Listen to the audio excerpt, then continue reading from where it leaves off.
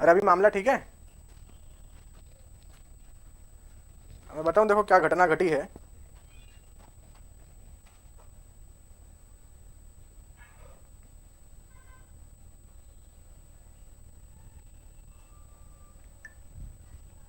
मैं बताता हूँ घटना क्या घटी थी। घटना ये घटी थी कि जो मेरा कैमरा था उसकी बैटरी डिस्चार्ज, तो कैमरा बंद हो गया था।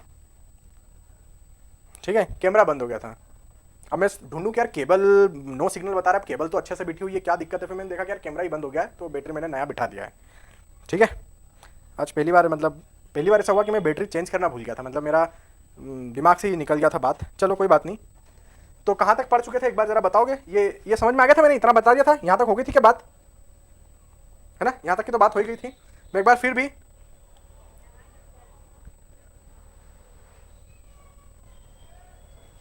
मैं ये बता रहा था आप लोगों को, है ना। मैं रिपीट कर देता हूँ, नहीं पता मुझे कि कहाँ पर एग्जैक्टली केबल मतलब कैमरा ऑफ हो गया था।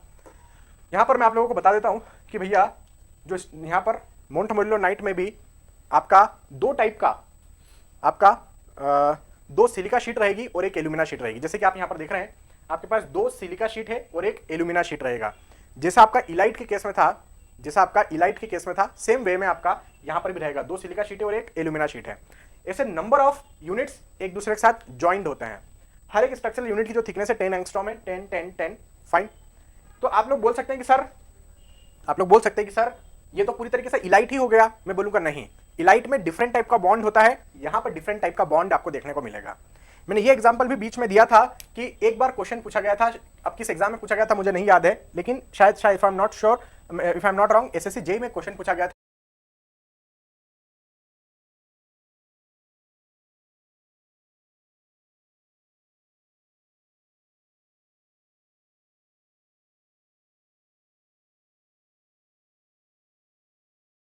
साढ़े तीन सौ। ठीक है, अबो ए लाइन का मतलब क्या होता है? अबव ए लाइन का मतलब होता है plastic index of your soil is greater than the plastic index of a line.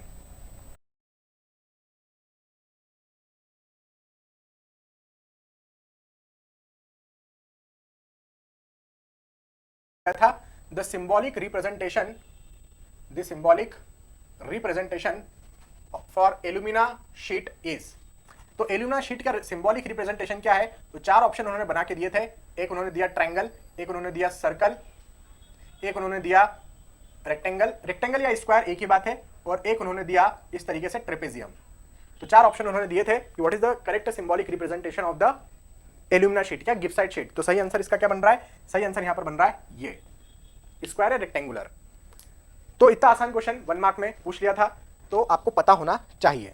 ठीक है, आपको पता होना चाहिए। अब इस चैप्टर में जो इंपॉर्टेंट टॉपिक्स है, इस चैप्टर के सबसे इंपॉर्टेंट टॉपिक्स है सॉइल क्लासिफिकेशन से, यदि वो क्वेश्चन पूछना चाहे तो पूछ सकता है। फिर उसके बाद आपसे वो पूछ सकता है इंडेक्स प्रॉपर्टी एंड जो रिलेशनशिप्स मैंने आपको बताए, वहां से यदि कुछ क्वेश्चन बना के देना चाहे तो दे सकता है। ये दो इंपॉर्टेंट टॉपिक्स है। क्ले मिनरोलॉजी से भी वो क्वेश्चन बनाना चाहे तो बना सकता है, लेकिन 1 मार्क का बनाएगा, उससे ज्यादा का नहीं बनाएगा, 1 मार्क का सिर्फ। आइए यहां पर देखते हैं, चांसेस है कि मुझे ऐसा लगता है कि 1 मार्क का बनाएगा वो। तो यहां पर अपन समझते हैं। आप लोग बोलेंगे सर ये तो इलाइट की तरह पूरा दिख रहा है। मैं बोलूंगा नहीं, इलाइट से ये अलग है। क्यों? क्योंकि इलाइट में अलग टाइप का बॉन्ड होता है, यहां पर एक अलग टाइप का बॉन्ड आपको देखने को मिलेगा। यहां पर जो बॉन्ड आप देख पा रहे हैं, यहां पर आप जो ये बॉन्ड देख पा रहे हैं, इस बॉन्ड का नाम है वाटर बॉन्ड। क्या नाम है? Water bond. ठीक है, क्या नाम है? वाटर बॉन्ड इसका नाम है। तो यदि वाटर बॉन्ड इसका नाम है, तो ये जो बॉन्ड है ये सबसे कमजोर बॉन्ड है। सबसे स्ट्रॉन्ग बॉन्ड कौन सा? Hydrogen bond. इसलिए इसने सबको जोड़ के रखा था, स्वेलिंग होने नहीं दे रहा था। हाइड्रोजन बॉन्ड से कम स्ट्रेंथ रखने वाला बॉन्ड आयोनिक बॉन्ड, थोड़ा वाटर कंटेंट चेंज किया तो हो सकता है कुछ अमाउंट का स्वेलिंग और श्रिंकेज आपको देखने को मिले। और सबसे कमजोर बॉन्ड आपका वाटर बॉन्ड, सबसे कमजोर बॉन्ड आपका वाटर बॉन्ड। आपने पानी डाला तो या तो स्वेल हो जाएगा या श्रिंक कर जाएगा, depending upon the amount of water added. क्यों? क्योंकि इसमें ये सबसे कमजोर है, तो इसमें इजीली सॉइल स्वेल कर जाती है, वॉल्यूम एक्सपैंड हो जाता है, स्ट्रक्चरल यूनिट से डिस्टर्ब हो जाती है। तो सबसे कमजोर बॉन्ड आपका वाटर बॉन्ड यहां पर मुझे देखने को मिल रहा है, इसलिए हम इसको बोलते हैं it is a highly active mineral. Highly active mineral मतलब यदि ये मिनरल मौजूद है आपके पास में, तो आपके सॉइल का जो एक्टिविटी है वो 1.25 से डेफिनेटली ज्यादा रहेगा। हाईली एक्टिव 1.25 से ज्यादा। एक्टिविटी का मतलब क्या होता है? Plastic index divide by percentage of clay fraction. मतलब एक्टिविटी यदि किसी सॉइल में ज्यादा है तो उसका प्लास्टिक इंडेक्स भी ज्यादा होगा। तो ये एक ऐसा मिनरल है जिसके कारण प्लास्टिसिटी आपकी बहुत ज्यादा होती है आपके सॉइल में। सो प्लास्टिसिटी डिपेंड करता है आपके मिनरल्स के ऊपर भी। तो जिस सॉइल के अंदर ये ज्यादा है वो सॉइल हाईली प्लास्टिक सॉइल होगी, हाईली एक्टिव सॉइल होगी, प्लास्टिसिटी ज्यादा। ठीक है, तो लिखते हैं इसके बारे में अपन कि यहां पर एक स्टेटमेंट अपन लिखते हैं, several number of structural units, several number of structural units are joined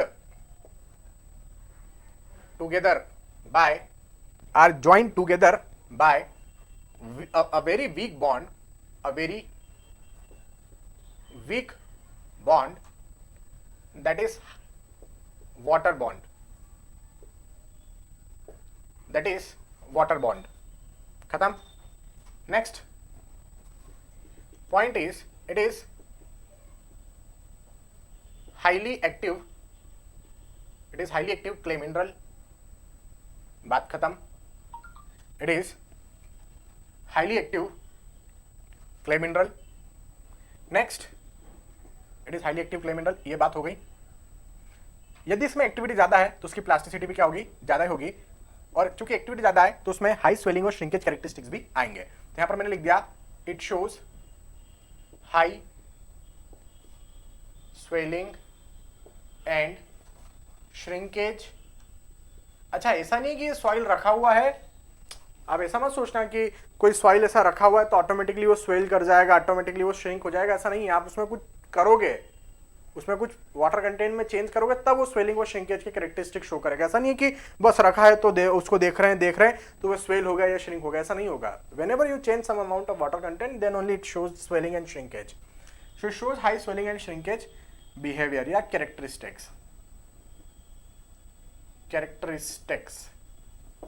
ठीक है। तो this is what we have the montmorillonite clay mineral.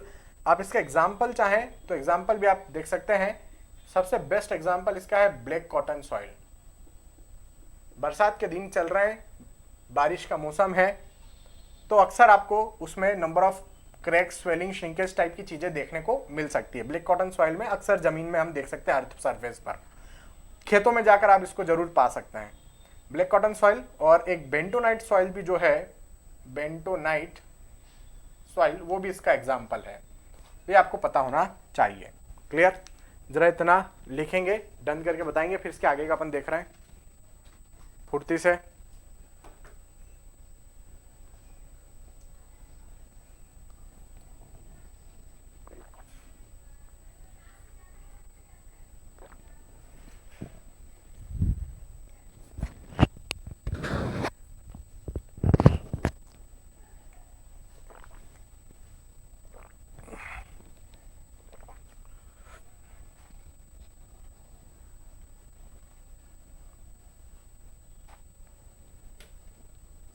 हो गया?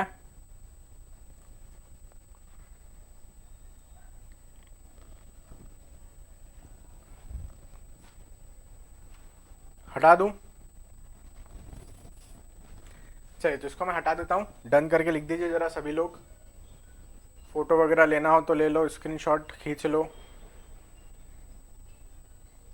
प्रिंट स्क्रीन का ऑप्शन होता है, जो बच्चे लैपटॉप में देख रहे हैं उसमें प्रिंट स्क्रीन का एक कीबोर्ड में ऑप्शन होता है, वो दबाओगे तो हो जाएगा काम।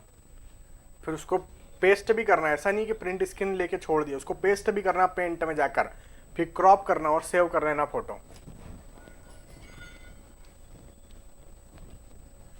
और मोबाइल है तो मोबाइल पे तो ऑप्शन आपको पता ही है कि कैसे स्क्रीनशॉट लेते हैं मोबाइल में। कुछ लोगों के मोबाइल में ऐसे 3 उंगली से ऐसा स्लाइड करते हैं तो स्क्रीनशॉट आ जाता है। किसी के मोबाइल में स्विच ऑफ करने वाला जो बटन होता है और वॉल्यूम लो करने वाला जो बटन होता है उसको एक साथ दबाते हैं तो स्क्रीनशॉट आता है। तो अलग अलग सिस्टम है।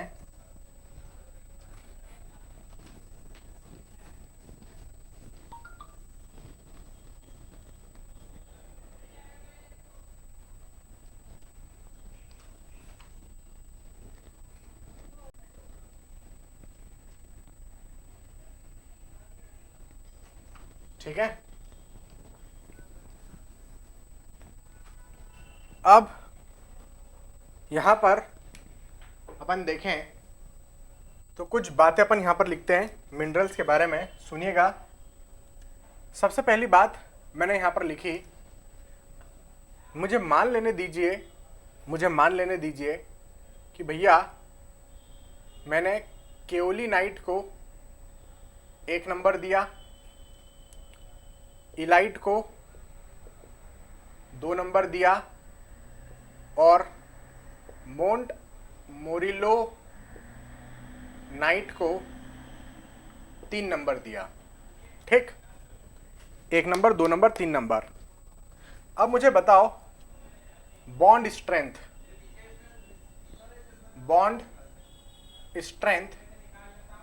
किसमें सबसे ज्यादा रहेगा, उसको इंक्रीजिंग ऑर्डर में जमाओ बॉन्ड स्ट्रेंथ को। तो अपन जमा सकते हैं, सबसे कम बॉन्ड स्ट्रेंथ किसमें होती है, मोंट मोरिलो नाइट में।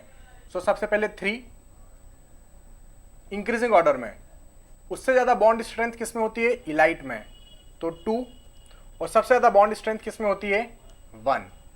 तो इस तरीके से जमा सकते हैं अपन बॉन्ड स्ट्रेंथ,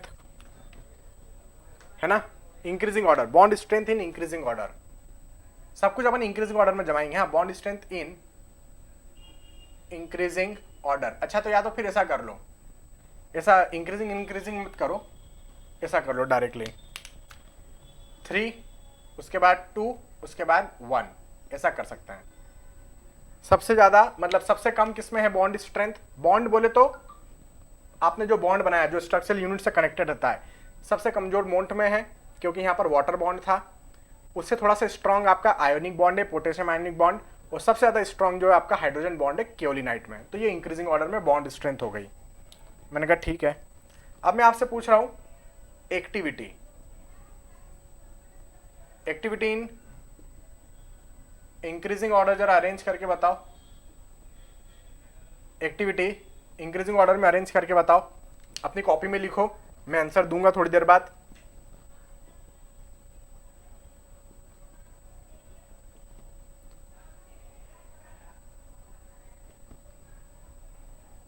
फिर उसके बाद swelling and shrinkage behaviour, swelling and shrinkage behavior in increasing order बताओ। उसके बाद अपनी कॉपी में नोट करेंगे और फिर मैं जो आंसर लिखूंगा उससे मैच करेंगे। बॉन्ड स्ट्रेंथ हो गई, एक्टिविटी हो गई, स्वेलिंग श्रिंकेज बिहेवियर हो गया। उसके बाद प्लास्टिसिटी बताओ, प्लास्टिसिटी इन इंक्रीजिंग ऑर्डर। उसके बाद एक देखते हैं अपन grain size in increasing order, बताओ जरा। तो कितने बताना है, 1 2 3 4 5, ये पांचों का अपन देखते हैं, ये पांचों का अपन देखते हैं, कमेंट करके बताएं सभी लोग, है ना, अपनी कॉपी में लिखेंगे फुर्ती से।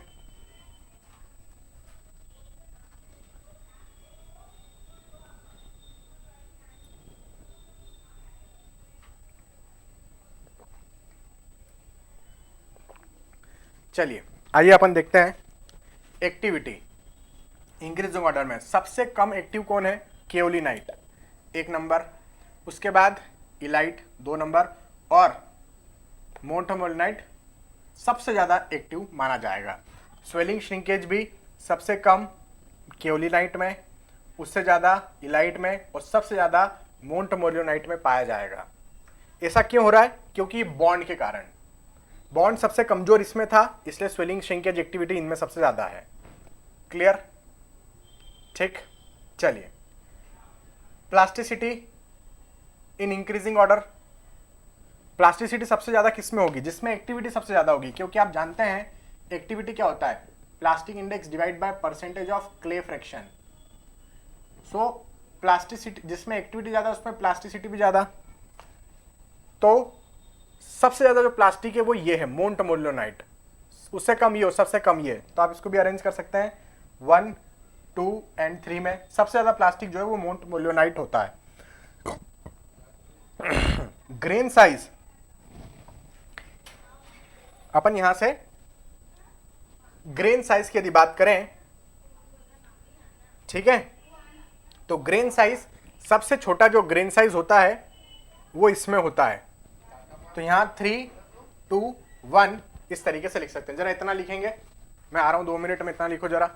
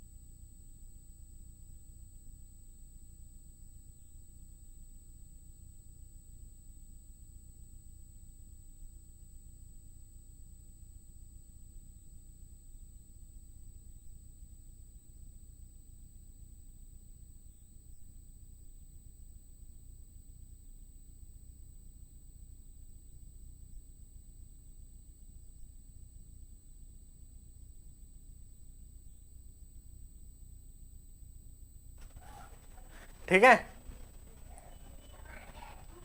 लिखा इतना, ग्रेन साइज समझ में आ गया है ना?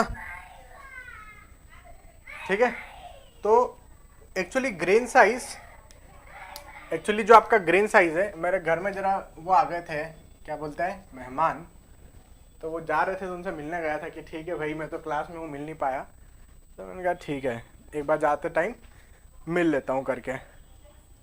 ठीक है, तो जो ग्रेन साइज होता है वो सबसे बड़ा इसमें होता है, वो सबसे छोटा ग्रेन साइज इसमें होता है मोंट मोरिलोनाइट में। तो ग्रेन साइज जिसमें जितना छोटा होता है उसकी प्लास्टिसिटी उतनी ज्यादा होती है। जिसमें जितना छोटा ग्रेन साइज होगा उसमें उतनी ज्यादा प्लास्टिसिटी रहेगी। ठीक है, तो यहां पर ग्रेन साइज सबसे छोटा 3 नंबर में नजर आ रहा है, मतलब मोंट मोरिलोनाइट में सबसे छोटा ग्रेन साइज है, तो उसमें प्लास्टिसिटी सबसे ज्यादा रहेगी। तो आप देखिए प्लास्टिसिटी उसी में सबसे ज्यादा भी आपको दिख रही है। ठीक है, तो ये जो ऑर्डर है, ये ऑर्डर आप लोग याद रखेंगे, ये ऑर्डर आप लोग याद रखेंगे। हो गया इतना लिखना, डन करके बता दीजिए। यहां तक आते आते आपका चैप्टर नंबर 1 कंप्लीट होता है। Chapter number 1 is completed. ठीक है, समझ में आ रही बात?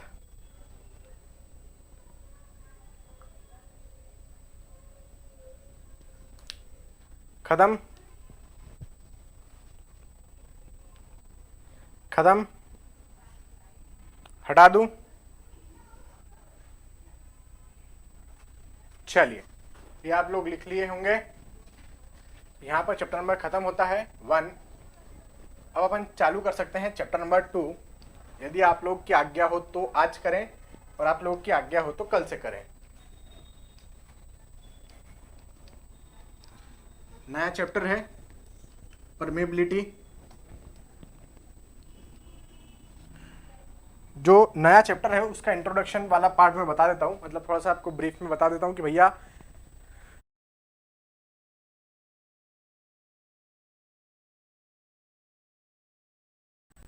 उसमें क्या क्या अपन पढ़ने वाले रहेंगे। क्या लिख रहे हैं बच्चे लोग? कल से, कल, टुमारो, आज, कल,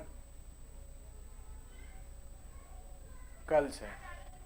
ठीक है, तो अपन कल से चालू करेंगे। मेरा मूड भी कल का ही है, मेरा मूड भी कल का ही है, क्योंकि आज थोड़ा सा मेरे को ज़्यादा टायर्ड लग रहा था मैं। लेकिन पहले मेरी बात सुनो, अभी जाना मत, पहले मेरी बात सुन लो। जो चैप्टर नंबर 2 में आप लोगों को पढ़ाने वाला रहूँगा, ये लिखने की ज़रूरत नहीं है, सिर्फ सुनना है। जो चैप्टर नंबर 2 मैं आप लोगों को पढ़ाने वाला रहूँगा इस चैप्टर के अंदर मैं आप लोगों को पढ़ाने वाला रहूँगा, बहुत सारे टॉपिक रहेंगे इसके अंदर, मतलब ये अपने आप में अलग अलग चैप्टर्स है। एक टॉपिक रहेगा परमेबिलिटी, एक रहेगा आपका इफेक्टिव स्ट्रेस, एक रहेगा आपका सीपेज एनालिसिस, एक आपका होगा फ्लोनेट, और एक होगा आपका वेल हाइड्रोलिक्स। क्या होगा? Well hydraulics.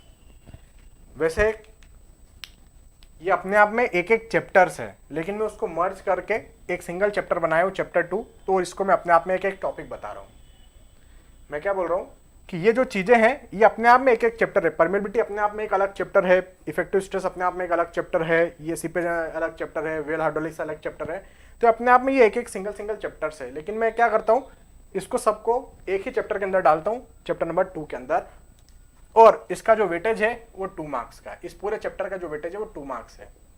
अब ये सारा 2 नंबर का क्वेश्चन कहीं से भी आ सकता है, या तो यहाँ से पूछ दें, या फिर यहाँ से, या फिर यहाँ से, या फिर यहाँ से। यहाँ से आने के चांसेस कम होते हैं, लेकिन ठीक है, मैं बता दूंगा।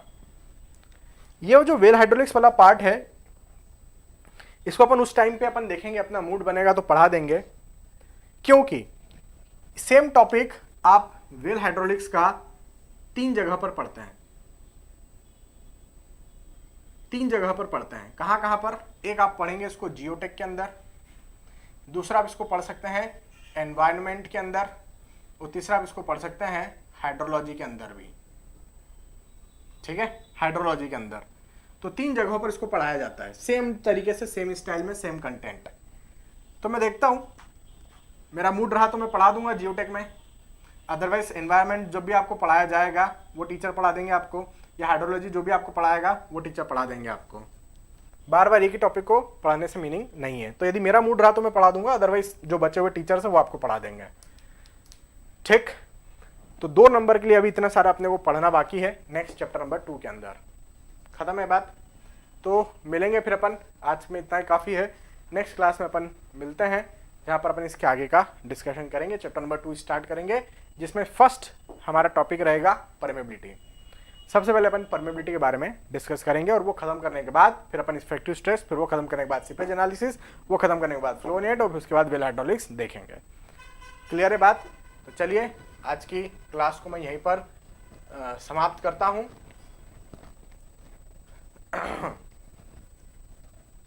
I hope you enjoyed today's class. Thank you so much. Bye bye. Take care. Good night. शुभ रात्रि. जय हिंद.